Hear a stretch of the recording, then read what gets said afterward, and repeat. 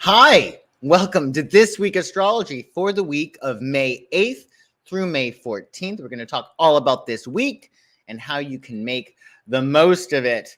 Lots to talk about today. Be sure to check out your Stay Gold horoscopes for this lunar eclipse, full moon lunar eclipse in Scorpio that we had on Friday. This was a big deal.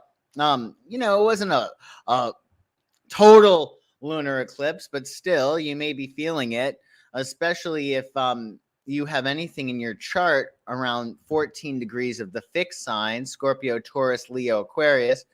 So just check out your horoscope for that, or your Tarotscopes, which are linked in the description below, to give you an idea of what you may be experiencing under this full moon lunar eclipse, or what other people are.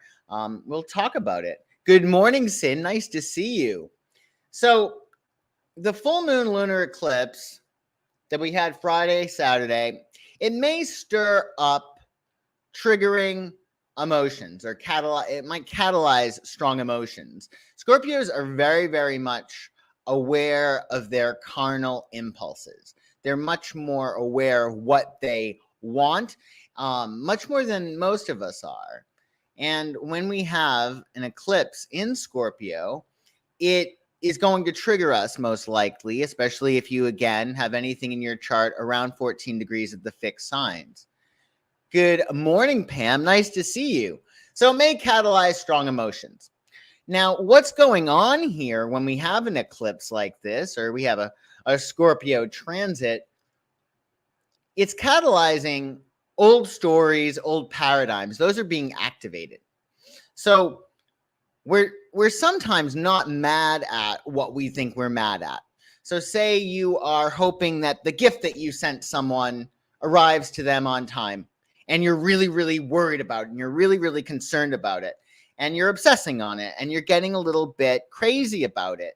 Well, sure, you want your gift to get to your recipient on time, for sure, but it also is a matter of it's probably an old story of something not happening fast enough, or you being late, right? Same thing if you want a job, or you're looking to go out with someone, let's say, whatever it might be. The Scorpio energy creates almost like this storm brewing, and you have to really get a little bit of perspective and say, okay, is this really what I'm so upset about? Am I really this triggered by this particular issue?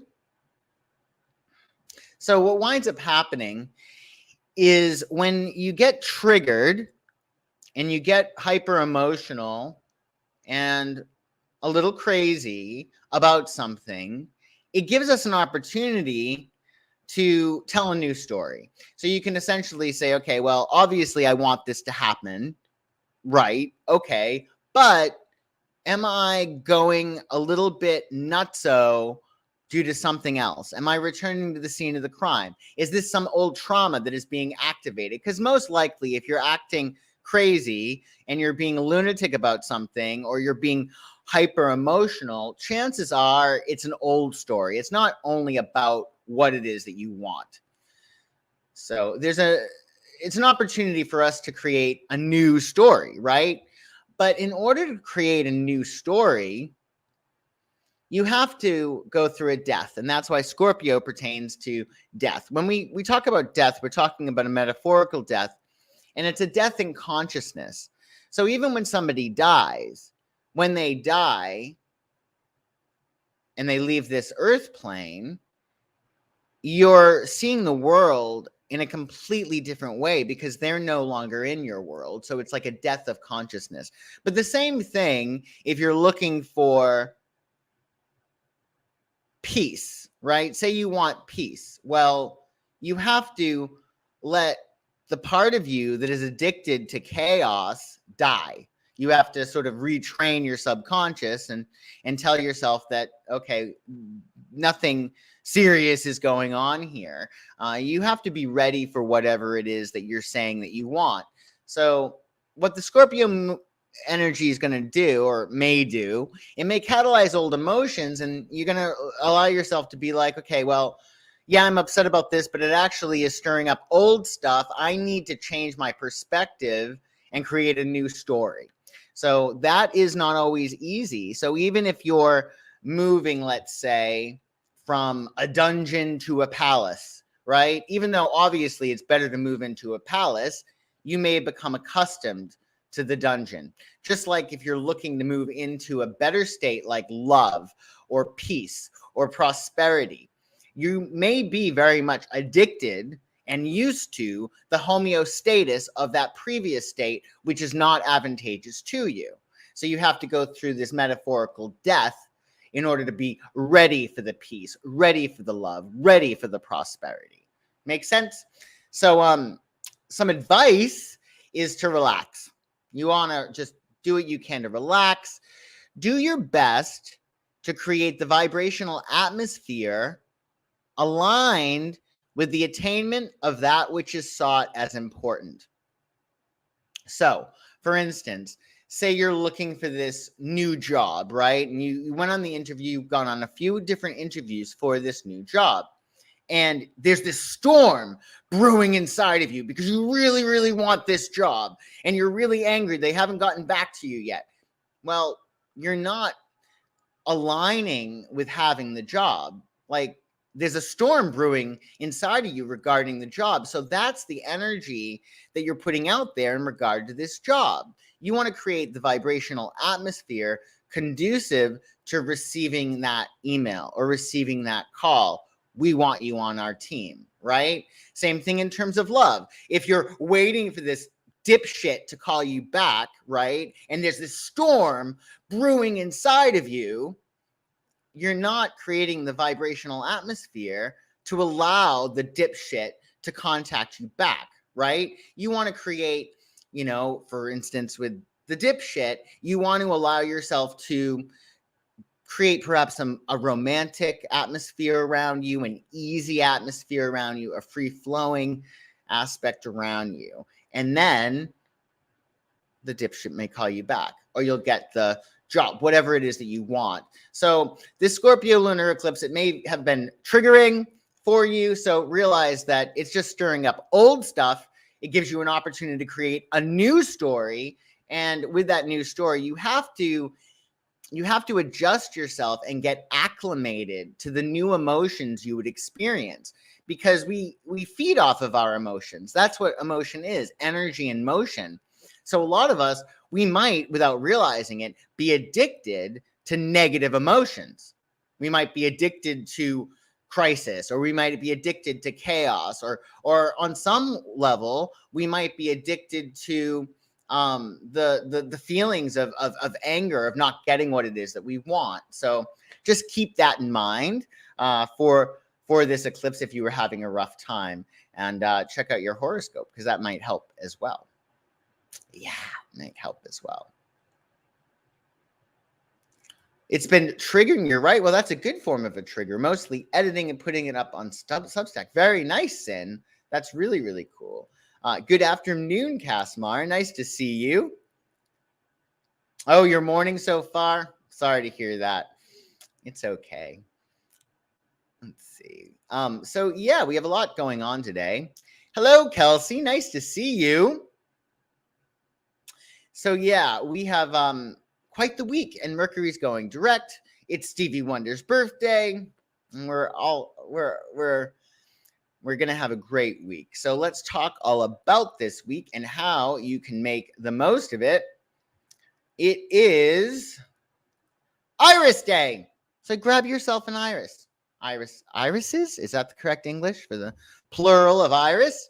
Or maybe iris is the plural. In any case, since Friday, Saturday, May 5th, 6th, we're under our waning moon phase. And this is doubly so because it's the energy of Scorpio. Scorpio knows how to hold on to dear life, but when they let go, it's very transformative.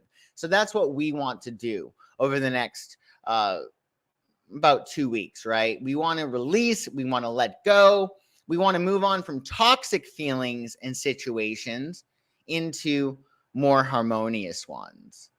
And with the eclipses, well, they take about 6 months to manifest. I mean, sometimes it can be really, really fast and expedited, and something can happen literally this past weekend. Or it could happen before the eclipse, it could happen after the eclipse, but it takes usually about 6 months. So keep that in mind. Oh, you didn't miss anything, Lady Feline. I was watching your Martha Moxley stream and lost. Oh, thank you for watching my Martha Moxley stream. That's my Astrology, a Crime show. Martha Moxley, that case is probably one of my very favorites. It's just so fascinating, and I think that we actually cracked the case, or at least I think that I did, in terms of who killed Martha Moxley. So, yeah, you can always check out the Astrology, a Crime, like Lady Feline 3. If you're interested in true crime and astrology. Today is the Moon's Day, the most sensitive, vulnerable day of the week. So be sure to double down on your self-care and nurture your subconscious mind. Don't give yourself the luxury of a negative thought. If you're looking for some nice affirmations, well, I have some videos with Florence. What is her name? Florence Scovel Shinn. That might be a good way to lean into harmonious emotions on your Monday. Moon is in Sagittarius today until 7:32 p.m. East, and then Luna enters Capricorn. So Sagittarius keywords include adventure, optimism, freedom, exploration, and Capricorn keywords include ambition, discipline, and responsibility. So get in your fun today while you can, because you better work when Luna enters Capricorn. And today's number is 8. The number 8, because it's the 8th of May, is associated with ambition, success, wealth, power, responsibility, discipline, material abundance, worldly achievements, and balance. So it's a nice day for going with the flow. And also remember that 8 on its side is the number of the symbol for infinity. So keep your flow, keep the flow. What is it? Flowing water never goes stale. Something like that Bruce Lee said to us. Oh, it is your path number. That's great. It's very Leo number, right? Very Leo number, like the strength card. And yes, it's Iris Day. So celebrate these beautiful, showy, and attractive late spring bloomers, coming in many colors except red. Irises symbolize wisdom, hope, trust, and valor. Isn't that interesting? So enjoy some irises today. That could be a lot of fun. And then Tuesday, tomorrow, well, Tuesday, of course, we're still under our waning moon phase, so we're letting stuff go. We're moving on from toxic emotions, acclimating ourselves to better ones, and going with the flow. What is love flows, what is not goes. That's a good rule of thumb. And the planetary ruler for Tuesday is Mars. Mars rules the day, which is ideal for anything that requires extra courage, drive, or initiative. You can get a lot done under Mars's day, although Mercury is still retrograde, folks. So take your time. Haste makes waste. Check and double check your work. Give yourself plenty of time to get to your appointments. And definitely think twice before saying something that you might regret. Remember, you can't unring a bell. And with this Scorpio energy that we're under, it can be pretty intense. And with Mercury retrograde, we might not be seeing things clearly. So when in doubt, leave it out. Capricorn moon on Tuesday. Capricorn moon is good for setting ambitious goals, organizing, planning, focusing on your career, and practicing discipline and responsibility. That could be fun. You can make it work. It's just easier to do that under the Capricorn moon. Numerologically, Tuesday is a 9. It's the 9th of May. 9 is associated with spiritual enlightenment, compassion, humanitarianism, and completion.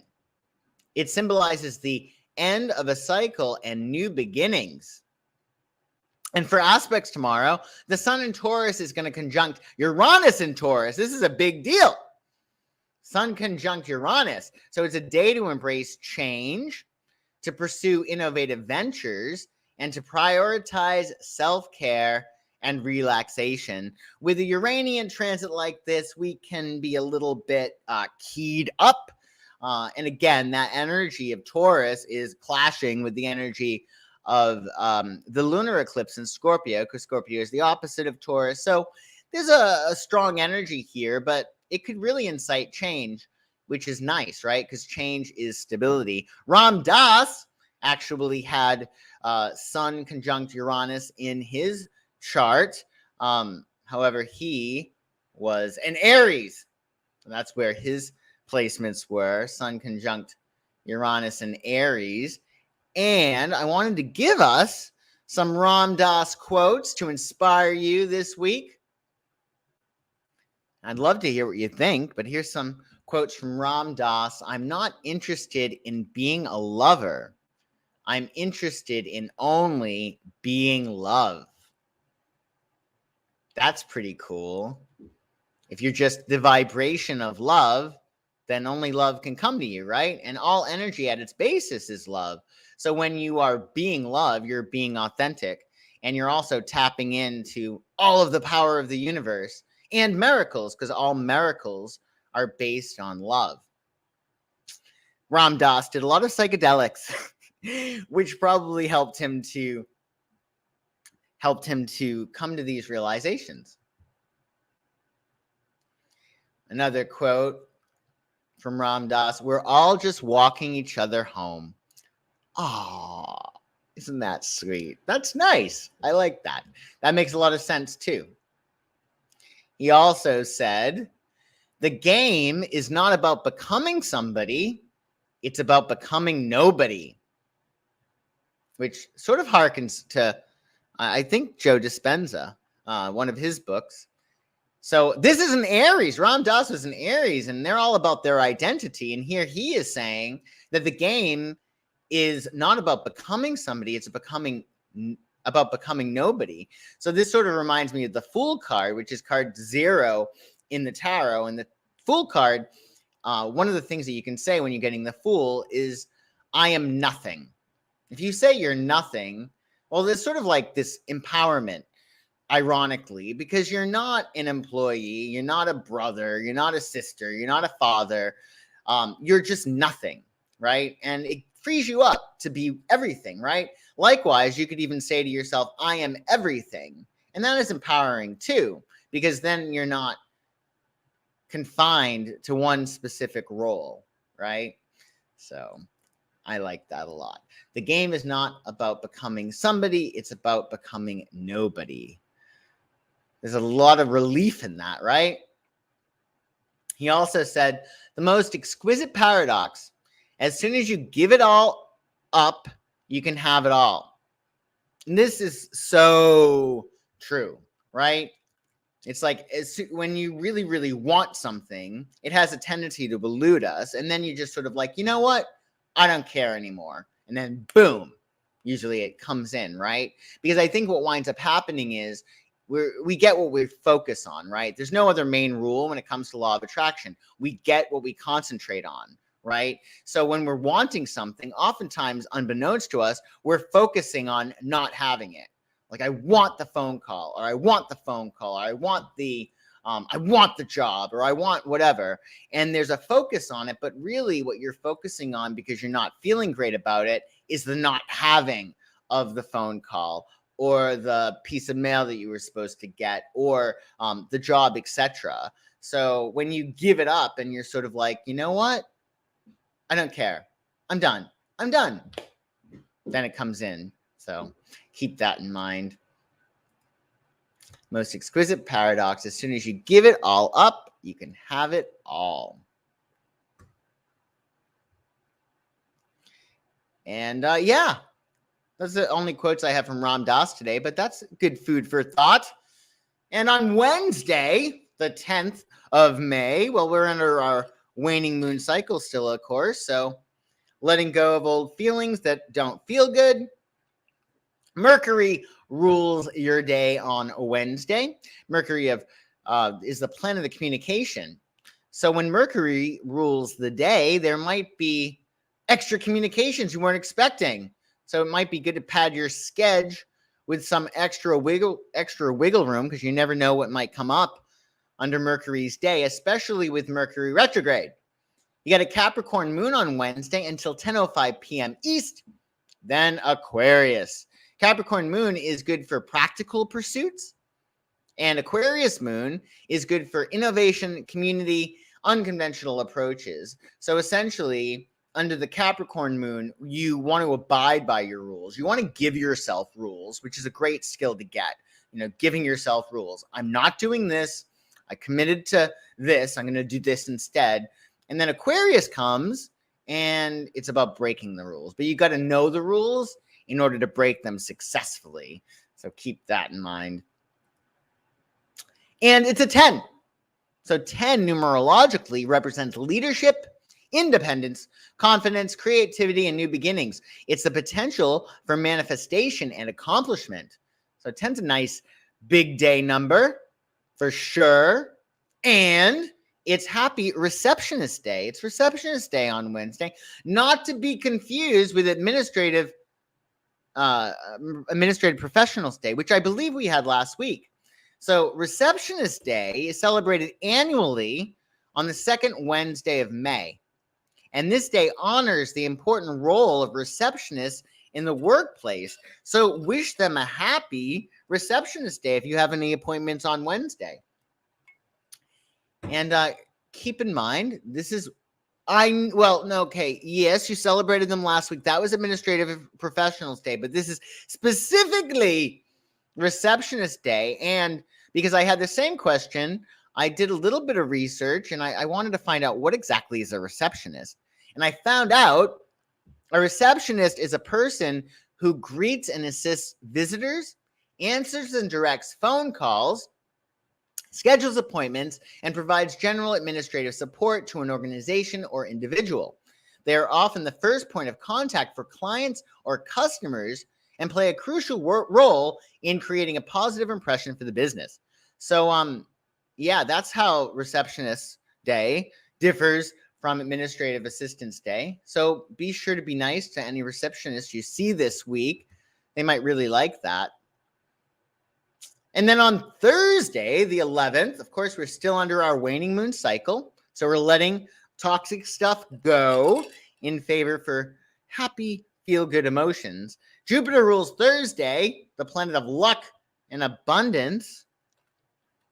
So it's time to think big and to doubt your limits, especially under your Aquarius moon. You got an Aquarius moon on Thursday. Sky's the limit.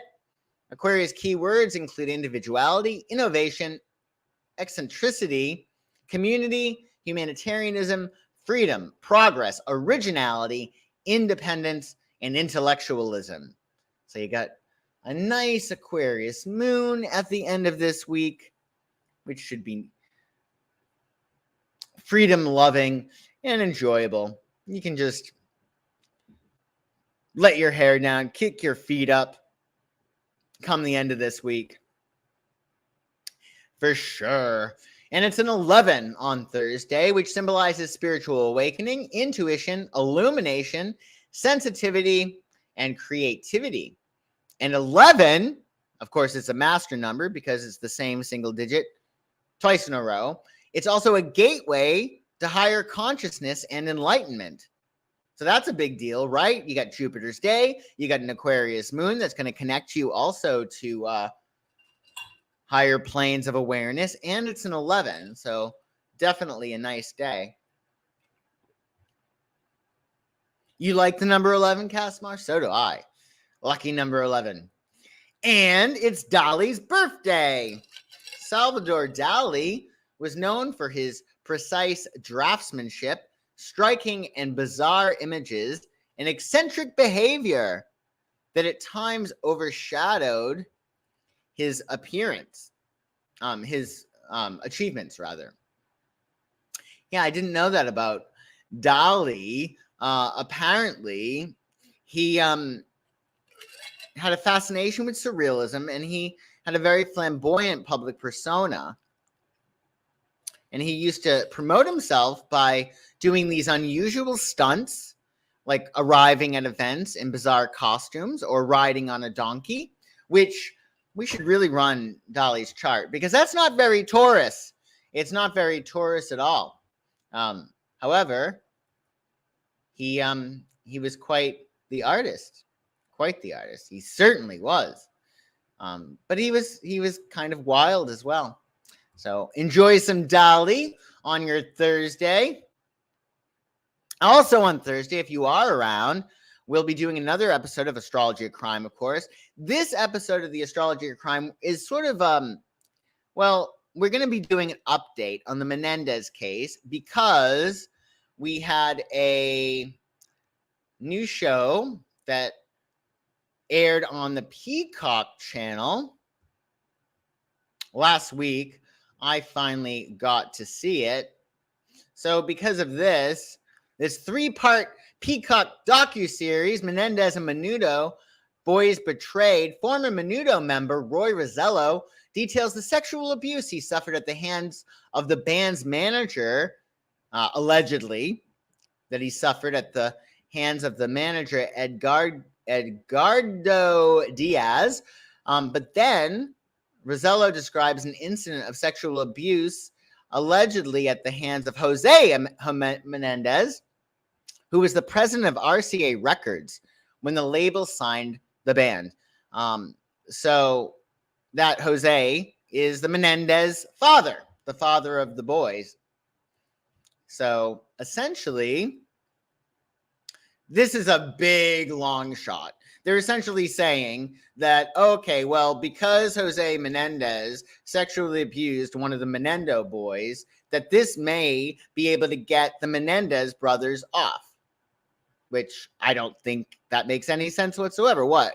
All of a sudden, we're allowed to, like, kill bastards? I mean, hey, not necessarily a bad thing, but that's just not how the law works. So, but we're going to look at the chart. We're going to review the Menendez case, and we're going to find out if, essentially, whether or not imperfect self-defense could actually work. So in imperfect self-defense, the threat is not realistic. Like a normal person wouldn't actually see a threat.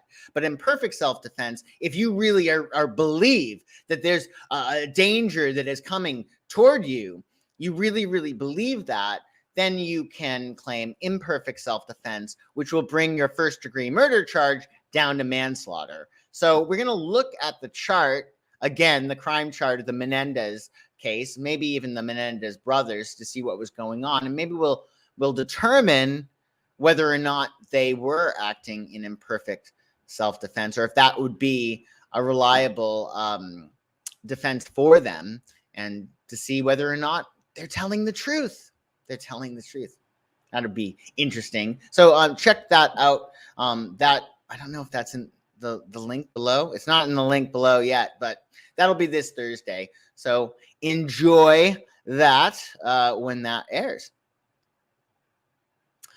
Additionally, did we go through this? Hold on. I just want to make sure that we went through. Oh, yeah, we spoke about Dolly. We did. And then on Friday is the 12th. The 12th of May. Waning moon cycle, of course. It's Venus's day on Friday, so spread as much love around as possible. All energy at its basis is love. So when you're being loving, you're being authentic, and you'll have more energy, which is really nice. So enjoy that. You get an Aquarius moon on Friday. Aquarius is associated with the circulatory system, the ankles, shins, and calves. Now, these body parts may be extra sensitive during an Aquarius transit. So if you exercise, make sure you're warming up your ankles, your shins, and your calves. Maybe give them some extra attention this week. And it's number 12. The 12th of May, Friday. 12 symbolizes completeness, harmony, unity, and divine intervention. It appears in spiritual and cultural context quite a bit. Think of the 12 signs of the zodiac, the 12 apostles, etc. And you got Mercury retrograde in Taurus, sextiling Saturn in Pisces. This is a nice little aspect. It supports practical communication and planning in financial, spiritual, and creative matters. That's really nice. And Roy Orbison has this aspect in his chart, or had this aspect in his chart. You know, you got we're in Taurus season, folks. You got all of these Taurus musicians, so many: Janet Jackson, Billy Joel, Adele, Van Morrison, Stevie Wonder, whose birthday is this week, Joe Cocker, so many Taurus artists, and Roy Orbison. So be sure to listen to your Tauruses this week. In fact, you may actually want to listen to, do you remember the band Bread by, it was in the 70s. I forget the guy's name. David Gates is his name. But David Gates was the lead singer of Bread in the 70s. And I recently discovered Bread from a friend of mine. And it's amazing. It's an amazing band. And this guy, David Gates, the lead singer of Bread, he actually he's still alive, a Sagittarius, but he has a lot of planets in Taurus. So if you're looking for some very soft and, yes, it's sappy rock, definitely check out Bread from the 70s. David Gates. He was amazing. Amazing voice. So keep that in mind. Your Mercury retrograde in Taurus, sextiling Saturn and Pisces is going to be great. It's going to support practical communication, planning, and financial, spiritual, and creative matters. So get on your Roy Orbison and start your plan. Start planning things. Mercury retrograde is actually really good for planning because Mercury is slowing down, or our thinking is slowing down, so you can catch things.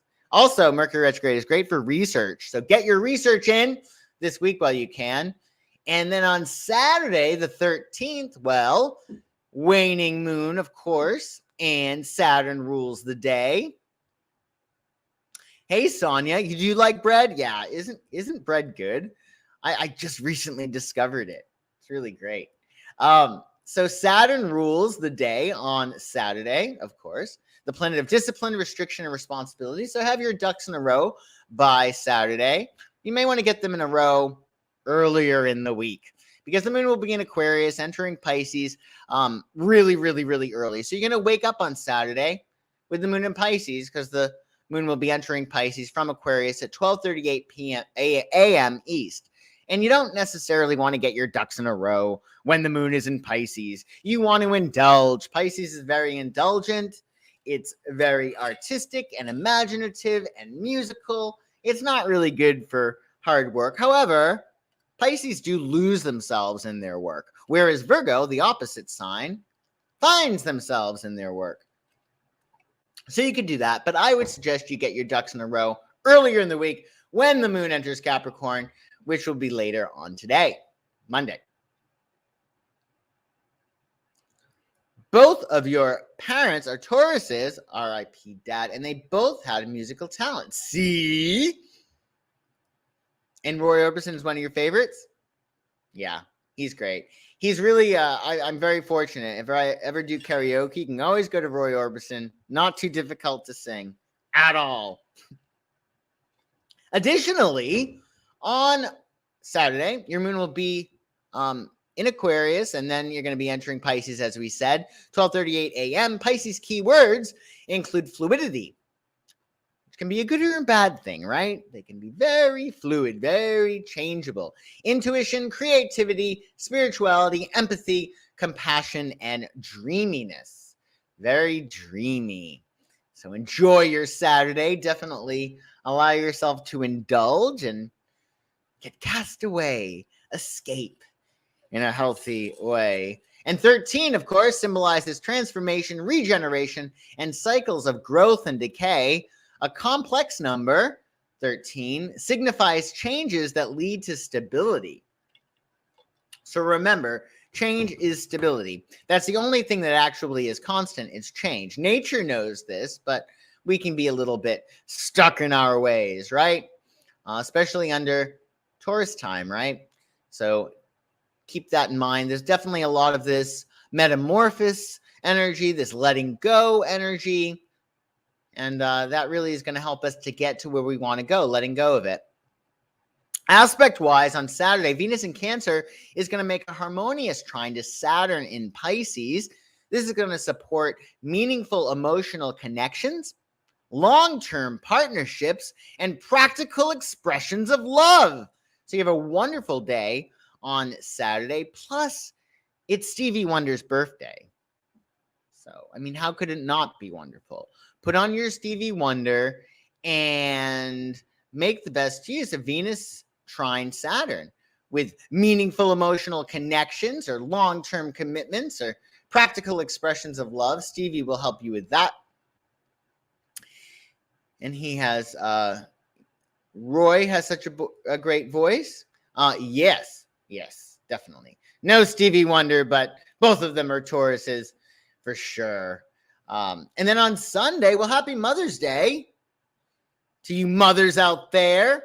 I hope you have a wonderful Mother's Day. Holidays, well, holidays bring out the best and the worst in people. So be extra gentle with yourself and with other people, because it can be a difficult holiday for some people. But hopefully it won't be for you. And you'll nurture your divine mother within, and you'll be able to pay homage to those mother figures in your life, or your mom, if you're lucky enough to still have your mom around. And even if your mom isn't around, well, she's in spirit, and you can send lots of love to her and maybe honor her on Mother's Day. That might be nice. And the Sun's Day is on Sunday, of course. So the sun connects us to the eternal present moment. It's a day to enjoy your life and to bask in the feeling of being alive. And then you got the Pisces moon, which is also nice. Pisces rules the feet. And Pisces feet are actually pretty. It's really tough to have pretty feet, but Pisces, they do. Their feet are kind of pretty. They're noted for their well-shaped feet, and many Pisces become excellent dancers. And the feet are an access point to osmosis. So that's why it's good to do, what do they call it? Earthing. Walking around barefoot in the earth. That can be really, really helpful. But what's so cool about astrology, the astrology wheel starts with Aries, which rules the head. And the last sign of the zodiac is Pisces, the 12th sign, which rules the feet. So it goes from head. So it's like, Aries is head. Throat is Taurus. Gemini is arms and shoulders. Cancer is breasts, right? So very interesting how you can go from the top down in terms of body parts. Astrology is really very organized. Plus, Sunday is a 14. 14 is associated with adaptability, independence, creativity, but it also can indicate instability and a tendency toward risk-taking. And this will be our very last day of Mercury retrograde, which we're going to talk about. But, again, under the retrograde, the beginning of the retrograde is really, really tough. And I also find that the last few days of the retrograde, especially when Mercury is stationary and not going anywhere, it can be a bit much. It can be problematic. It's almost like it's better that Mercury, from our perspective, is going in reverse as opposed to just standing still. So give yourself some extra time. Be relaxed. Don't go out and limb too much. Don't take too many risks, or make sure they're calculated if you do. And it's Mother's Day. Happy Mother's Day. Celebrated on the second Sunday of May to honor mothers and mother figures. This holiday also recognizes their contributions to family and society. So keep that in mind. Honor your divine mother within. Honor your friends who are moms. Honor your mom if you're lucky enough to have her still around. And like I said, even if she's not. If you're not in touch or she's not here, well, you can still send her love. She brought you into this world for sure. And yes, on Sunday, Mercury will go direct. That'll be nice. And it's going to be direct until August 23rd. So keep in mind that Mercury will be in its shadow period until May 31st. So it will get better come Sunday. Communication, travel, and technology issues will begin to clear up. It's time for progress, clarity, and implementing plans, but remain patient because Mercury's shadow period will last until May 31st. Mercury in Taurus is nice. You got lots of people who have Mercury in Taurus. For instance, we got Christina Hendricks from Mad Men. Yeah, Mad Men. Who made that show, if you ask me. Henry Cavill. You got Kelly Clarkson, another Mercury in Taurus, and Morgan Freeman, whose voice, he's a Gemini, but it makes sense that he has that strong Taurian Mercury as well.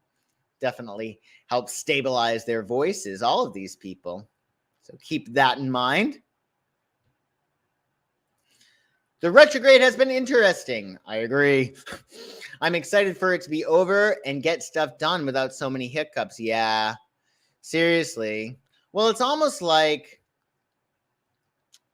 I think there was this old philosopher, I forget his name, but he was an orator, and he used to talk with stones in his mouth in order to make it really, really difficult for him to enunciate his words. So he would practice doing his speeches with stones in his mouth, and then when he was actually giving his speeches, he would be really articulate.